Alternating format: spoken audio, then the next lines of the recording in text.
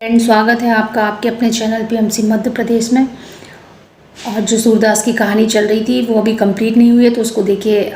आज के जो चैप्टर हैं उनको लेते हैं और देखते हैं कि क्या है चैप्टर का नाम। चैप्टर का नाम है श्री उच्च भली आत्मा का पृथ्वी पर आगमन। और देखते हैं विस्पिरतु क्या बता रहे हैं यहाँ पर। श्री उच्च भली आत्मा ने नीलू से शांत होकर ईश्वर से सूरदास और मोहनदास को बचाने के लिए उनकी मदद करने की प्रार्थना करने को कहा। कई दिनों बाद श्री उच्च भली आत्मा ने एक फकीर का वेश धारण किया और धरती पर उतर आए।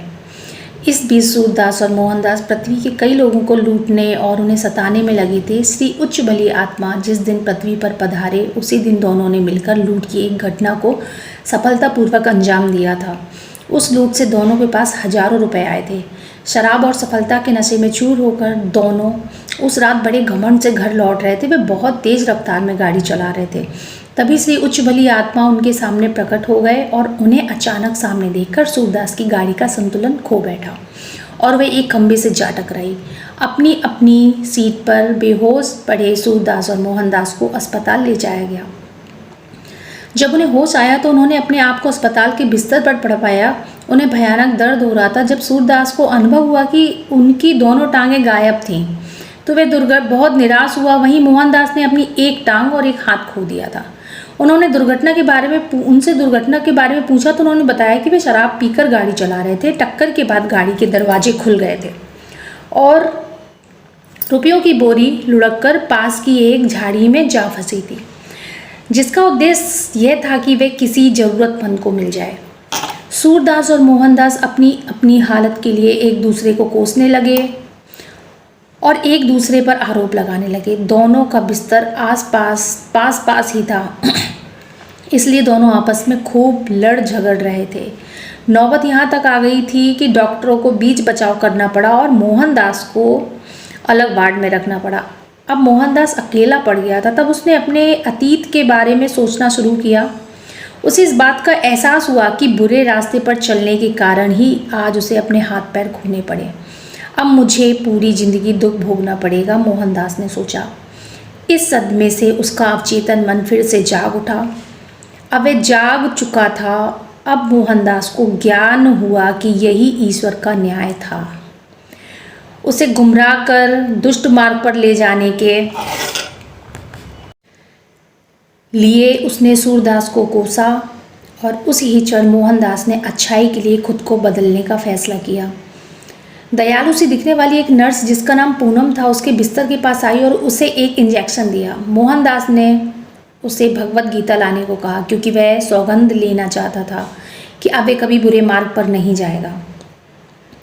पूनम ने भगवत गीता लाकर मोहनदास के हाथों में रख दी। मोहनदास ने गीता पर हाथ रखकर सौगंध खाई। मोहनदास और पूनम दोस्त बन गए। मोहनदास ने उसके सामने खुलकर स्वीकार किया कि उसने कुछ महीने तक कितनी भयानक जिंदगी जी थी। उसने पूनम को बताया कि यह ईश्वर का न्याय था और उसने कहा, पूनम, मैंने कभी बुरे मार्ग पर ना चलने की सौगंध खाई है। अब मैं हमेशा ईश्वर की बताई राह पर ही चलूँगा। ईश्वर ने मोहनदास की मदद की और पूनम मोहनदास से प्रेम करने लगी। मोहनदास विकलांग हो चुका था, इसलिए वह पूनम के प्रति अपने प्रेम के विरुद्ध लड़ने लगा। चूँकि पूनम भी उसकी कहानी जानती थी, इसलिए उसे पक्का भरोसा था कि वह कभी उससे शादी नहीं करेगी। अस्पताल से छूटने के एक दिन पहले पूनम ने उससे पूछा, मोहन, अब तुम कहाँ जाओगे? मेरे पास कोई जगह ठिकाना नहीं है पूनम। मैं अपने घर में अकेली रहती हूँ और मैं तुम्हारी देखभाल कर सकती हूँ। पूनम, मैं तो ठहरा एक अपंग इंसान, मैं कैसे तुम पर बोझ बन सकता हूँ? मोहन, मैं तुम्हें बेहद चाहती हूँ। आओ हम शादी कर लेते हैं। तुम्हें अपना पति बनाकर मैं धन्य हो जाऊंगी। उसकी बात सुनकर मोहनदास ने भी उसे अपने दिल की बात बताई कि वह भी उसे उतना ही प्यार करता था, लेकिन उस पर बोझ बनना नहीं चाहता था। पूनम ने उससे कहा कि यदि वह उससे शादी कर ले तो उसका जीवन पूर्ण हो जाएगा। क्योंकि वह एक नर्स थी, इसलिए दोनों का जीवन आराम से कटेगा। कुछ समय के बाद मोहनदास शादी के लिए तैयार हो गया और दोनों ने अपनी सगाई की घोषणा कर दी। अगले दिन मोहनदास को जैसे ही छुट्टी मिली वे दोनों सीधा एक मंदिर गए। वहाँ शादी कर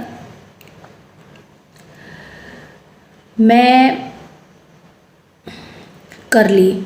यहाँ मोहनदास की कहानी समाप्त होती है। अब दोनों का जीवन बहुत खुशहाल हो गया। आगे चलकर दोनों के 3 बच्चे हुए। मोहनदास ने नकली हाथ पैर लगवा लिए थे और अब वह ईमानदारी की रोटी कमाने लगा। ईश्वर की बताई राह पर चलते हुए मोहनदास खुशी खुशी अपना जीवन बिताने लगा। तो फ्रेंड्स, ये था आज का चैप्टर। और जिस तरह से देखिए कि ये आत्मा तो अच्छी थी, लेकिन जब पृथ्वी पर आई तो पृथ्वी की मोह माया ने इनको पकड़ लिया और ये बुरे रास्ते पर निकल पड़े। तो दोस्तों, ये रियलिटी कुछ इस तरह की चीज़ें, जब इंसान स्पिरिचुअल अवेकनिंग में आता है तो जब कभी वो ऐसा होता है कि उसकी लर्निंग चल रही होती है या उसे सही रास्ते पर लाने के लिए, एक तरह से बोलते ना, ये डार्क नाइट चल रही थी, तो इस तरह से हेल्प देखिए होती है कि जब बहुत हम लोगों को गहरी चोट लगती है ना, उस टाइम पे ये समझ जाना चाहिए कि ये ईश्वर का न्याय है, हम कहीं ना कहीं गलत थे। ब्लेमिंग से टोटली बाहर आ जाना चाहिए, क्योंकि जितने भी ये स्पिरिचुअल अवेकनिंग में हैं या जिनकी हो चुकी है, वो सब किसी न किसी तरीके से इन चीज़ों से गुजरे हैं। मैं अपना भी बताती हूँ कि जब मेरी डार्क नाइट चल रही थी तो किसी न किसी इस तरह की चोट मुझे भी पड़ी थी, बहुत गहरा दुख तकलीफ़ कि ये क्या हो रहा है लाइफ में। तो जब तक भगवान भी कहते हैं कि सीधी उंगली से घी निकलता नहीं है ना, जब तक तुम लोगों को नॉर्मली सिग्नल साइन देते रहो, तुम लोग समझते ही नहीं हो। जब अच्छी वाली चोट पड़ती है तभी जाकर इंसान सही राह पकड़ता है। तो ये जो स्टोरी है ना, ये बिल्कुल ट्रू है। और जो भी स्पिरिचुअल अवेकनिंग से गुजर रहे हैं या गुजरे हैं, जब सुनेंगे तो उनको समझ में आएगा कि वाकई में भगवान की लर्निंग किस तरह दी जाती है। तो कैसी लगी ज़रूर बताइएगा। ये आज का ये चैप्टर कैसा लगा ज़रूर बताइएगा। और हमेशा की तरह बोलूँगी कि ध्यान करते रहिए।